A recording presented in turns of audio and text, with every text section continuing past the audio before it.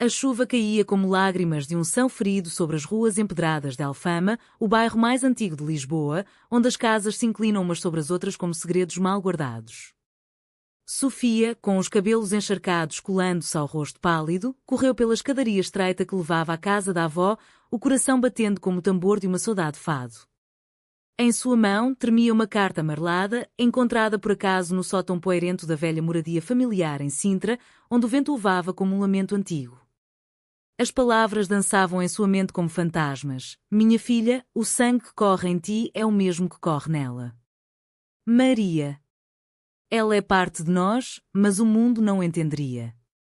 Assinada por uma mão trêmula, a de sua mãe, morta há 20 anos. Sofia parou abruptamente, o peito arfando, e gritou para vazio. Porquê? Por que esconder isso de mim? De nós?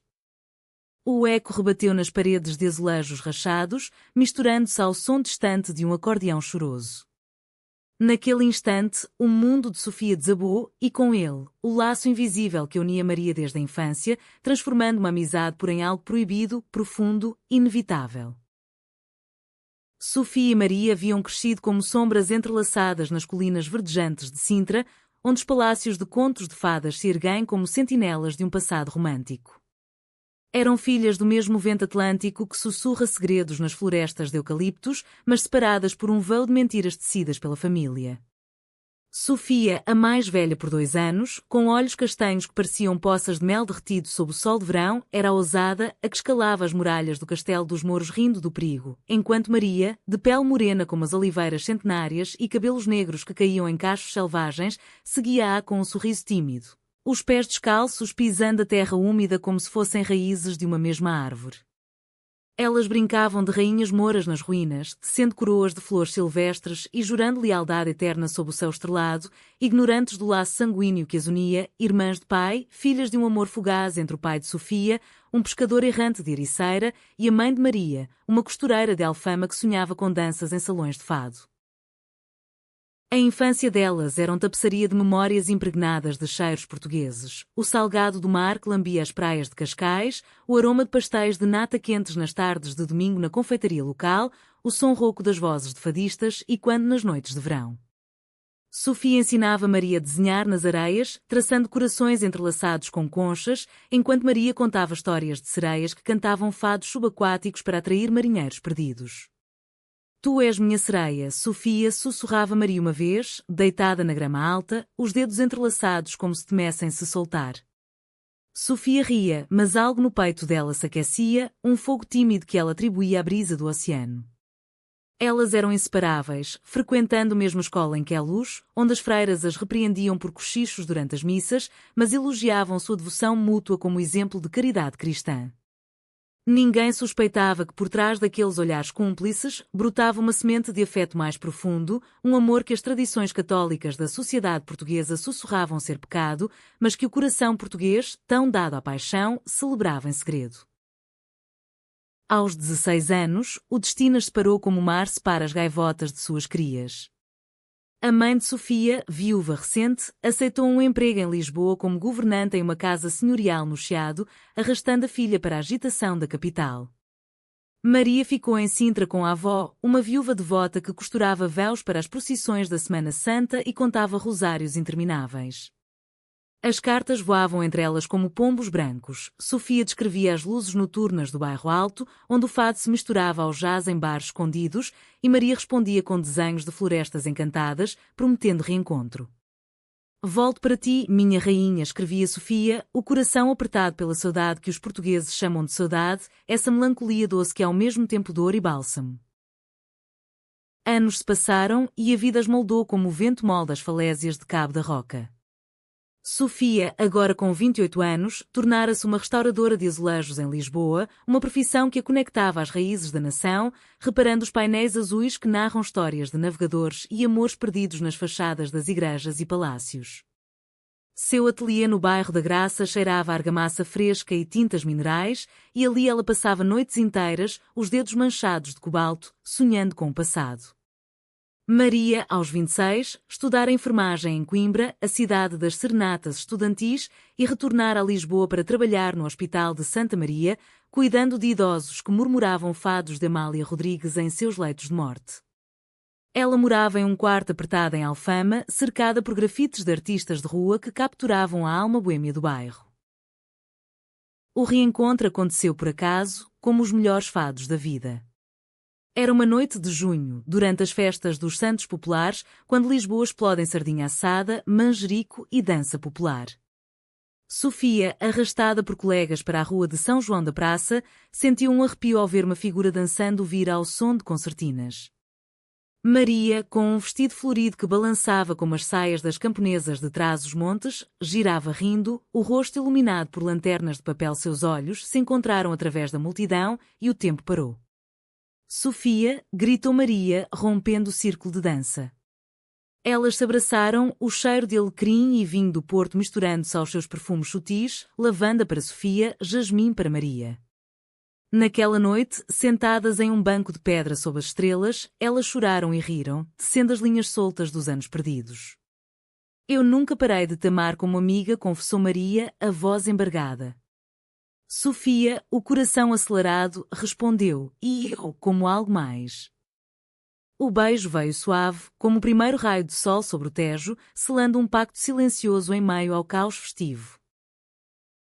Daquele reencontro, floresceu um romance tímido, nutrido pelas tradições portuguesas que as envolviam como um manto. Elas passeavam pelo Jardim da Estrela aos domingos, alimentando pombos e lendo poesia de Sofia de Mel Brainer, cujos versos sobre o mar ecoavam suas almas inquietas. Sofia levava Maria ao seu ateliê, onde juntas restauravam um painel de azulejos do século XVII representando o encontro de D. Sebastião com as Amazonas, uma ironia poética para seu amor não convencional. Maria, por sua vez, cozinhava bacalhau à brasa em seu quartinho, regando com vinho verde gelado, e elas dançavam fado imaginário, as vozes se entrelaçando em canções de saudade. A sociedade ao redor piscava um olho complacente. Em Lisboa, o amor entre mulheres era sussurrado nos cafés do Rocio, tolerado como uma excentricidade boêmia, mas ainda velado por olhares de freiras e tias devotas. A família de Sofia, conservadora como as procissões de Óbidos, ignorava os rumores. A avó de Maria, em Sintra, rezava mais rosários, temendo o julgamento divino. Mas o idílio era frágil como o vidro de um candeeiro de ourique. Sofia, impulsionada por uma curiosidade que a corroía como a maresia corrói os barcos de pesca, decidiu limpar o sótão da casa da avó em Sintra durante um fim de semana chuvoso. Foi ali, entre caixas de fotografias desbotadas e vestidos de noiva mofados, que encontrou a carta. As palavras da mãe a atingiram como um trovão. O pai delas, Manuel, um homem de poucas palavras que pescava atum nas águas do Algarve antes de desaparecer no mar em uma tempestade de 1995, havia tido uma vida dupla. Apaixonado pela mãe de Maria durante uma temporada em Alfama, ele concebera a filha mais nova em segredo, abandonando-a para casar com a mãe de Sofia por pressão familiar. Eu o perdoei pelo mar que o levou, escrevia a mãe, mas jurei proteger-vos do estigma. Irmãs. O mundo nos separaria por isso, e eu não suportaria ver o amor de vocês. Sim, eu via nos olhares de crianças, ser profanado. Sofia desabou no chão poeirento, as lágrimas misturando-se à poeira, o corpo convulsionando em soluços que ecoavam a dor de gerações. Irmãs. A palavra era um abismo. Como poderia amar Maria assim, com beijos que agora pareciam incesto, com toques que queimavam como pecado? Ela fugiu para Lisboa naquela mesma noite, ignorando as chamadas da avó, e trancou-se no ateliê, quebrando um azulejo precioso com o punho nu.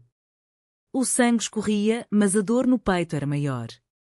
Dias se passaram em silêncio. Maria, preocupada, batia à porta com flores de laranjeira, mas Sofia repeliu com mensagens frias. Preciso de tempo.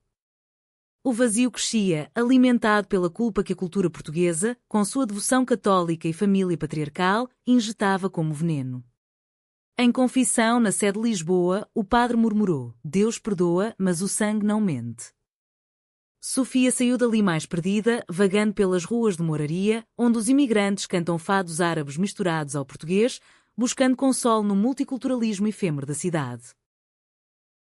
Maria, sentindo o abismo se abrir como uma falha geológica nas colinas de Monsanto, não desistiu. Sua natureza, forjada nas enfermarias onde a vida se esvaía em suspiros, era de persistência gentil, como o fio de azeite que lubrifica as rodas de um moinho alentejano. Ela escreveu cartas à mão, em papel perfumado com essência de canela, um hábito herdado da avó, que acreditava que as palavras deviam carregar o aroma da terra. Sofia, minha rainha das ruínas, o que te aflige? Lembra-te do nosso juramento sob as estrelas de Sintra, nada nos separará, nem o mar, nem o tempo. Mas as cartas retornavam não abertas, e o silêncio de Sofia era um muro mais alto que as muralhas de Óbidos. Desesperada, Maria viajou a Sintra sozinha, confrontando a avó de Sofia na cozinha onde o cheiro de caldo verde pairava como névoa. A velha, com olhos enrugados como passas de uva do Douro, hesitou, mas o peso dos anos a dobrou. É o sangue, menina. O sangue de Manuel. Vocês são da mesma linhagem. Maria empalideceu, o mundo girando como um carrossel de festas populares. Irmãs. O amor que florescera em seu peito, puro como o vinho de colares, agora se tingia de trevas. O choque a lançou em uma espiral de dúvida, onde memórias infantis se reescreviam à luz cruel da revelação. Cada abraço na praia de Adraga, cada segredo sussurrado nas grutas de Benagil, ganhava contornos proibidos.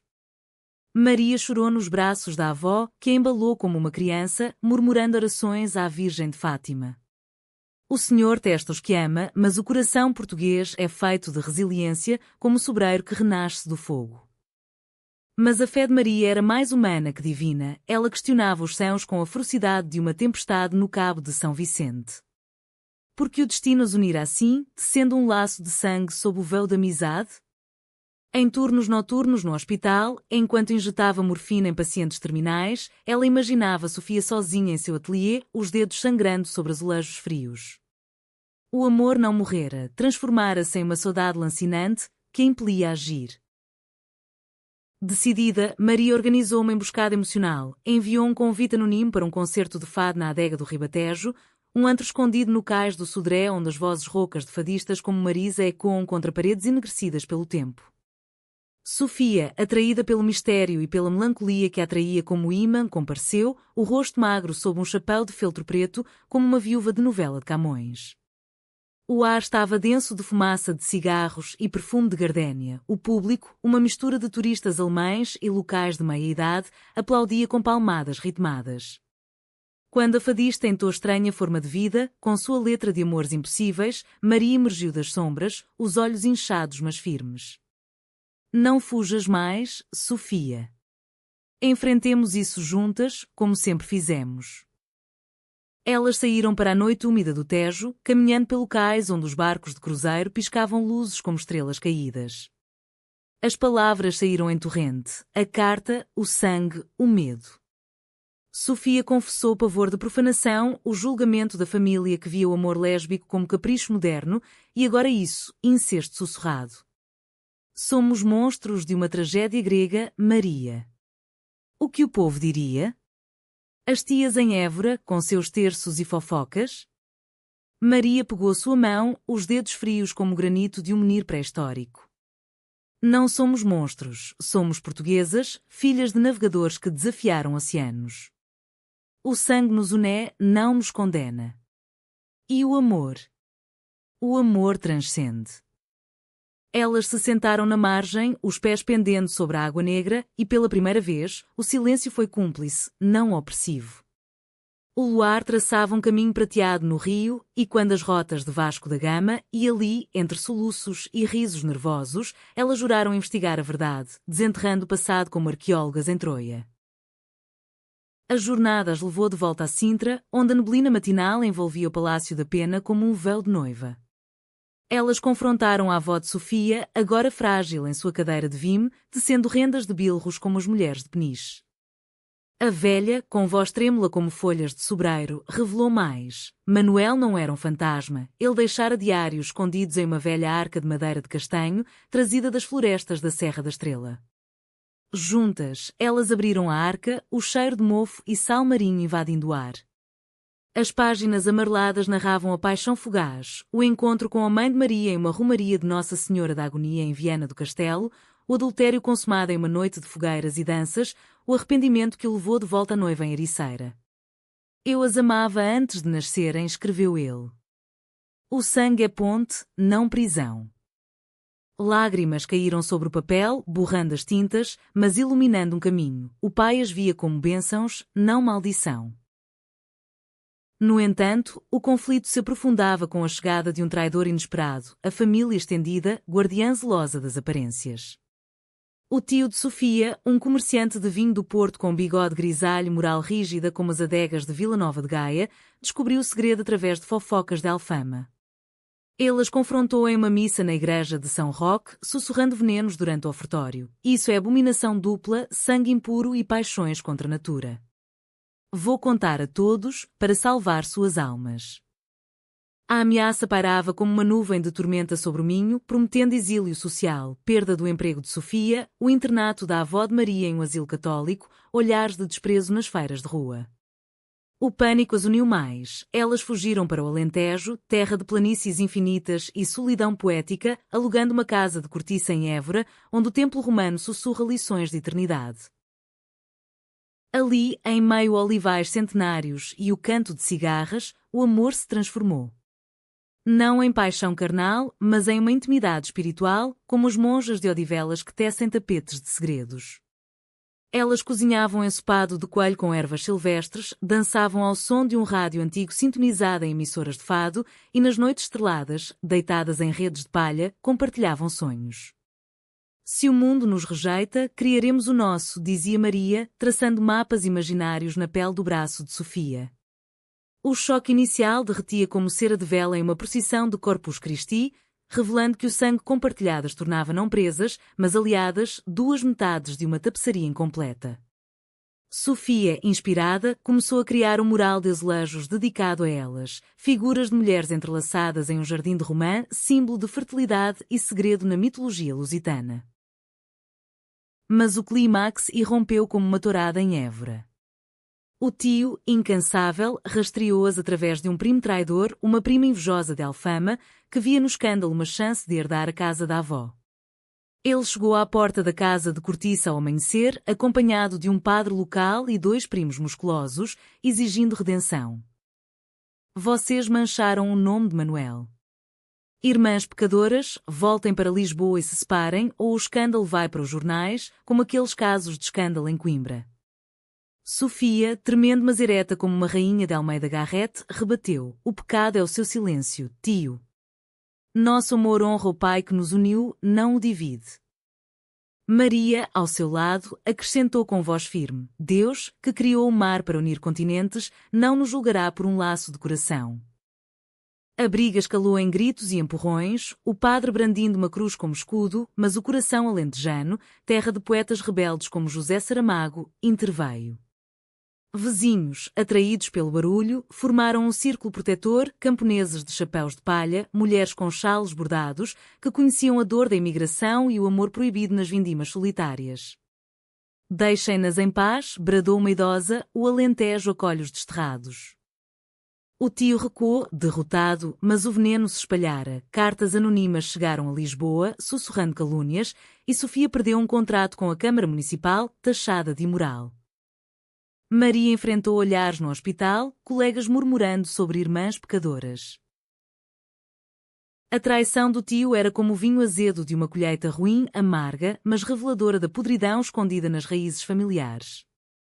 Sofia e Maria, exiladas voluntárias no Alentejo, encontraram refúgio na vastidão das planícies, onde o horizonte se perde em miragens de calor e o tempo parece suspenso como em um soneto de Luís de Camões.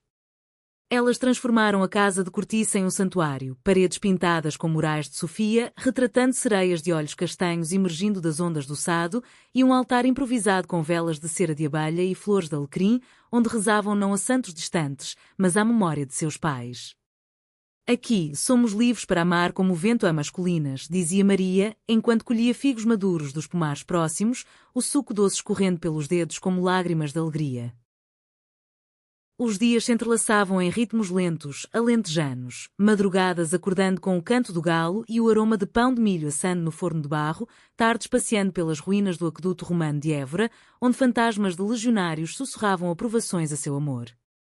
Sofia ensinava Maria a misturar pigmentos para azulejos, as mãos delas se tocando em gestos casuais que enviavam faíscas, não de desejo proibido, mas de cumplicidade profunda, como as irmãs de lenda que tecem o destino em tear comum.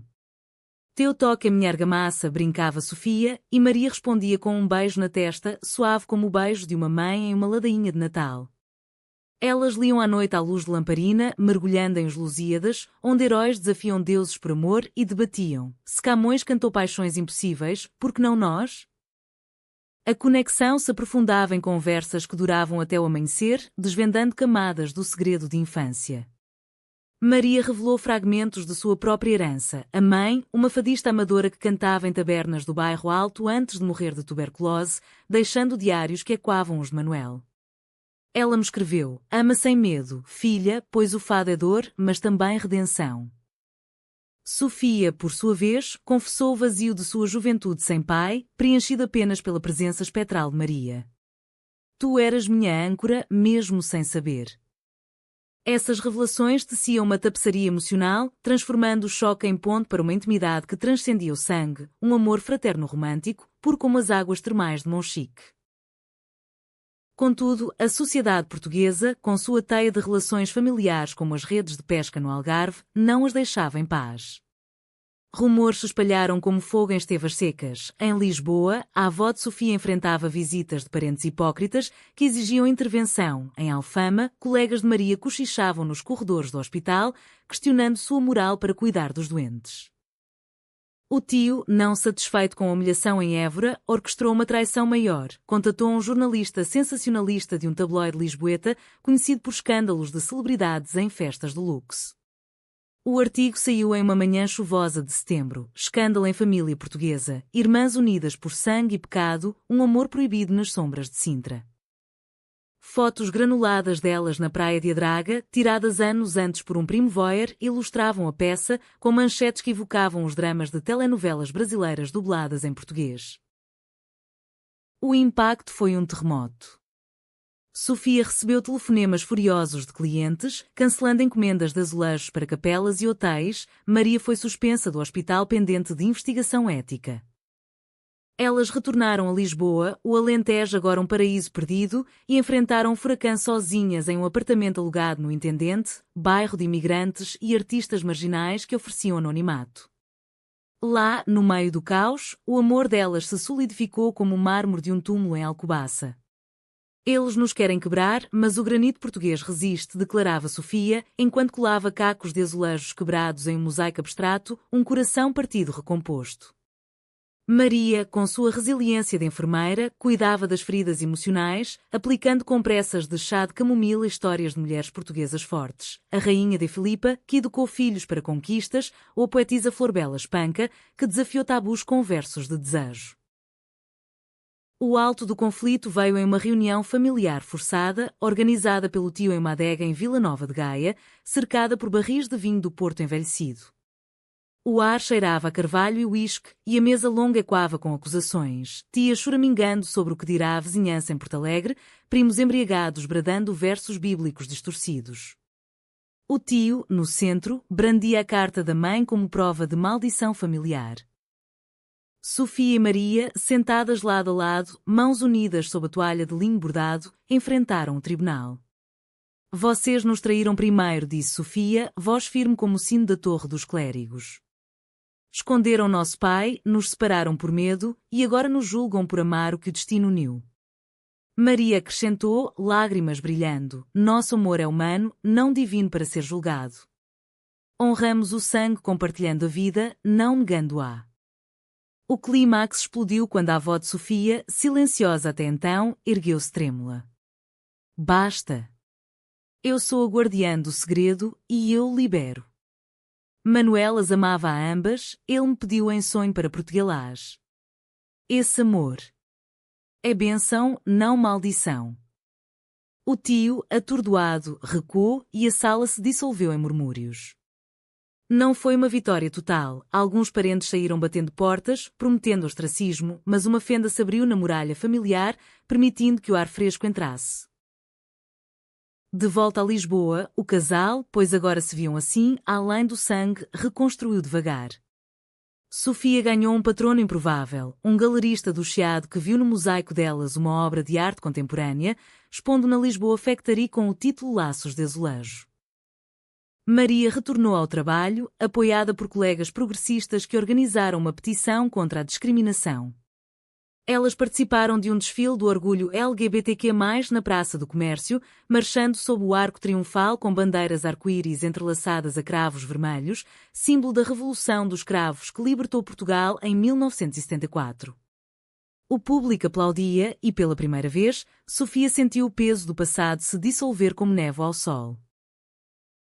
A transformação do choque em amor eterno não foi linear, como as estradas sinuosas da Serra da Arrábida que serpenteiam entre vinhedos e mar. Houve recaídas, noites em que Sofia acordava suando, sonhando com o mar engolindo Manuel, culpando o sangue por roubar sua inocência, manhãs em que Maria, lavando pratos no apartamento do intendente, questionava se o amor valia o exílio emocional. Mas cada crise era um fado cantado, dor expressa que purifica. Elas criaram rituais para ancorar-se. Todo sábado, uma visita ao Panteão Nacional, onde jazem heróis como Vasco da Gama, para sussurrar gratidão pelo legado de descoberta. Todo mês, uma viagem de trem para Coimbra, cidade de Maria, para ouvir fados académicos em serentas sob as janelas góticas da universidade, reafirmando que o amor estudantil transcende normas. A profundidade emocional se manifestava em gestos cotidianos, impregnados de cultura portuguesa. Sofia, inspirada pelas confessões da Mãe de Maria, aprendeu a costurar não véus devotos, mas mantas de lã de Miranda do Douro, tecendo padrões de corações entrelaçados com motivos de galos de Barcelos, símbolos de fé e proteção. Maria, por sua vez, mergulhou no mundo dos azulejos de Sofia, ajudando a pintar painéis para uma capela em Mafra, retratando santas mulheres como Santa Joana, que renunciou ao trono por vocação espiritual, uma metáfora para sua própria renúncia ao medo. Nós somos as santas de nossa própria geografia, ria Sofia, o pincel traçando auréolas de ouro em miniatura. O romance se entrelaçava à lânguida beleza de Portugal, piqueniques nas falésias da costa vicentina, onde o vento atlântico carrega o sal das lágrimas e das risadas, tardes em Belém, provando pastéis de nata na pastelaria de Belém, o creme doce espelhando a doçura reencontrada em seus beijos castos, selados com olhares que diziam mais que palavras. Elas frequentavam saraus literários no Museu do Chiado, recitando versos de Fernando Pessoa, o heteronimo Alberto Caeiro, com sua natureza pura, amo como um pássaro amo o céu, adaptando-os a seu amor como um voo livre sobre convenções. A sociedade, devagar, mudava. O Portugal pós-crise econômica de 2008, mais aberto ao turismo e à diversidade, via casais como elas em cafés do Príncipe Real, onde livrarias escondem sessões de literatura que era ao lado de edições de Essa de Queiroz. Contudo, a traição familiar deixara cicatrizes e o conflito ressurgia em formas sutis. A prima invejosa de Alfama, movida por rancor, ela cobiçava o ateliê de Sofia para seu próprio negócio de artesanato, espalhou boatos em redes sociais, manipulando fotos antigas para sugerir escândalo inventado. Comentários anónimos choviam, vergonha para Portugal católico. Sofia, ferida, considerou fugir para Brasil, terra de avós imigrados, mas Maria ancorou, não. Aqui a nossa pátria, com suas oliveiras e seus fados. Lutamos pelo direito de pertencer. Elas contra-atacaram com vulnerabilidade. Sofia publicou um ensaio no jornal público, Azulejos Quebrados, uma história de sangue e amor em Portugal, ilustrado com seu mosaico, tocando corações com honestidade crua. Leitores responderam com cartas de solidariedade de professores de Faro, poetas de Braga, sendo uma nova família escolhida. O ápice emocional veio em uma peregrinação a Fátima, não como penitentes, mas como buscadoras de paz. Em outubro, mês das aparições, elas caminharam os 170 quilômetros da Estrada da Fé, de Lisboa ao Santuário, mochilas leves com água de luso e pão de Mafra. Cada passo era uma expiação. Sofia perdoava o pai ausente, Maria honrava a mãe silenciada. Sob a chuva fina que beija os peregrinos como bênçãos, elas conversaram sobre o futuro, talvez adotar uma criança órfã de imigrantes cabo-verdianos, expandindo seu laço para além do sangue. No santuário, ajoelhadas na Capela das Aparições, oraram não por absolvição, mas por força, que nosso amor seja luz, como a que Maria trouxe aos pastorinhos. De Fátima, retornaram renovadas, o amor agora eterno como as estrelas sobre o Gerês. Sofia recebeu uma comissão para restaurar os azulejos da Basílica da Estrela, um círculo completo. Maria foi promovida a coordenadora de cuidados paliativos, usando sua empatia para curar almas além de corpos.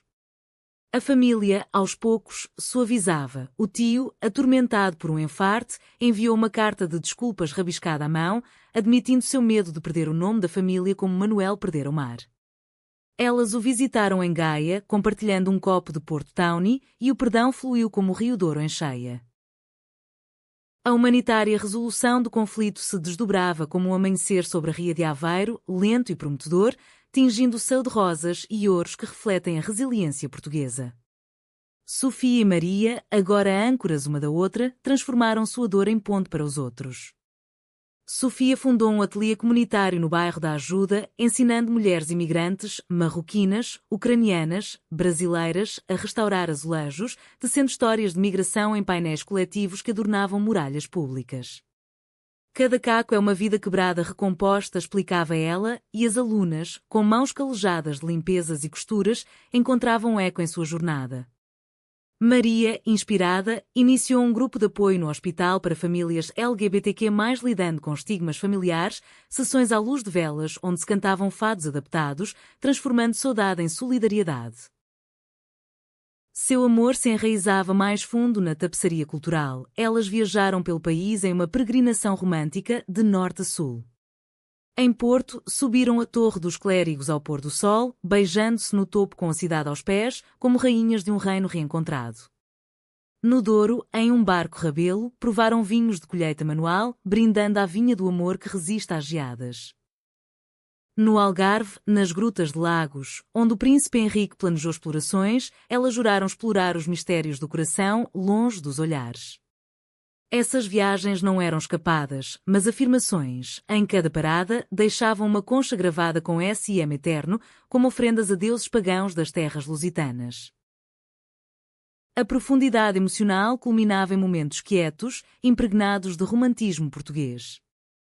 Uma noite de São João em Porto, com fogueiras crepitantes e alho porro nos bolsos para boa sorte, elas dançaram o rancho folclórico, saias rodando como ondas, mãos unidas em coreografia ancestral. Tu és meu alho porro, repelindo maus olhados, brincava Maria, e Sofia respondia com um abraço que cheirava fogueira e saudade.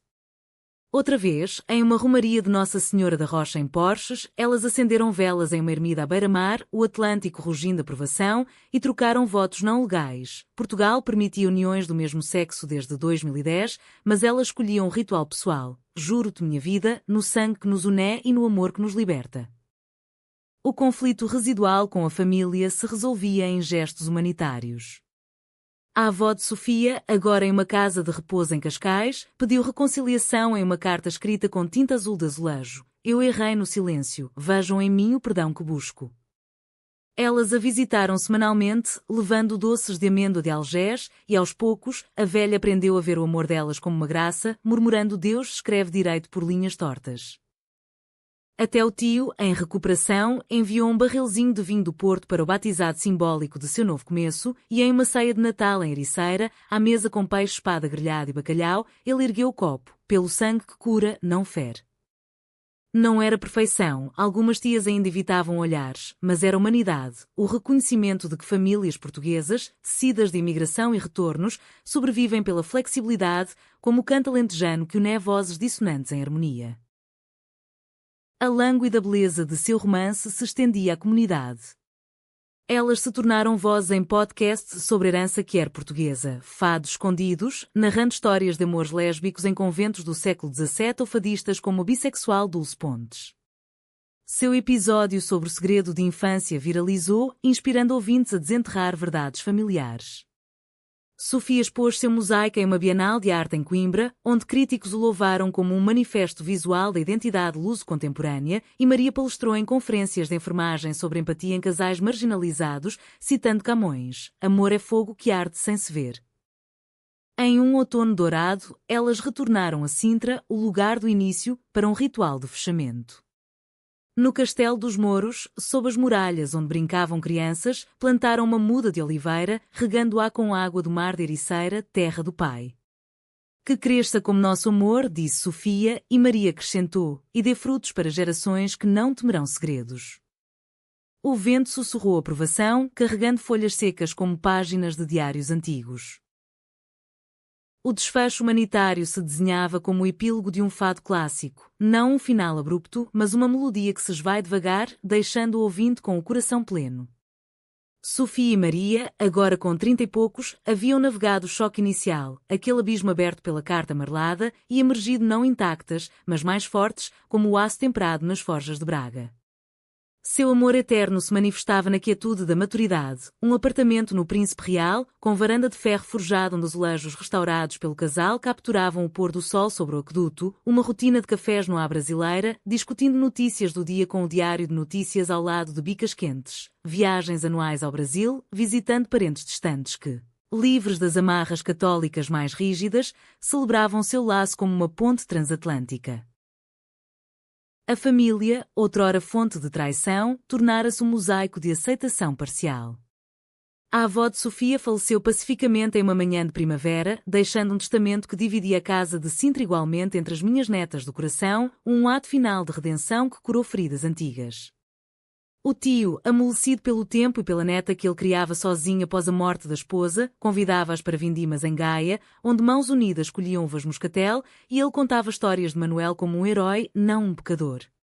Até a prima traidora, confrontada por sua própria solidão em Alfama, enviou um ramo de manjerico no dia de Santo António, com um bilhete: perdão pelo veneno, aprendi com o fado que a inveja é a pior das saudades.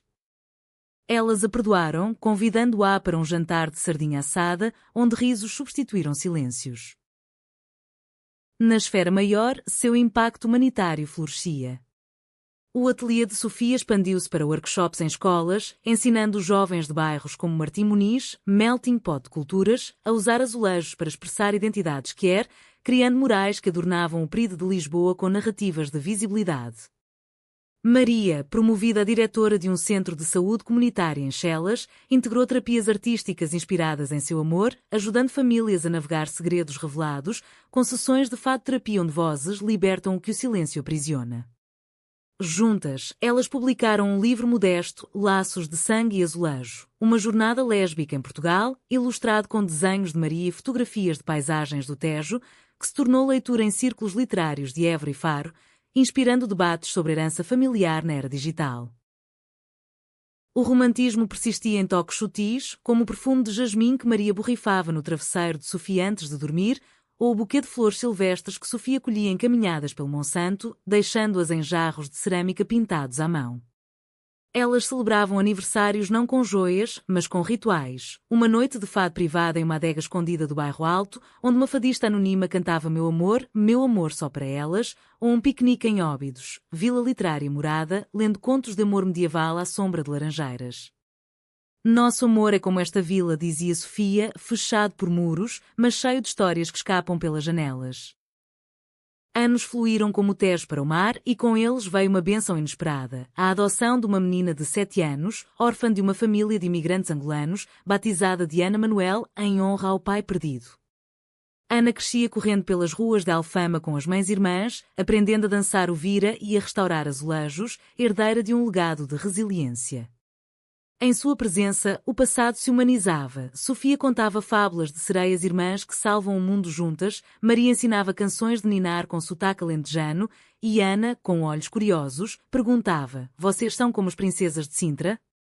Elas riam: melhor, somos as rainhas reais. O final não era BKCH, mas uma vitória serena, um amor eterno que transcendia o segredo desvendado. Em uma tarde de verão, sentadas na varanda do Príncipe Real, com Ana dormindo no colo de Maria e o sol pintando o céu de safra, Sofia pegou a mão da amada. Do choque ao paraíso, murmurou. Maria sorriu, os olhos brilhando como o Tejo ao meio-dia, e o fado continua, mas agora é de alegria. O vento levou as palavras para o horizonte, onde Portugal, terra de sonhadores e saudades, as acolhia para sempre.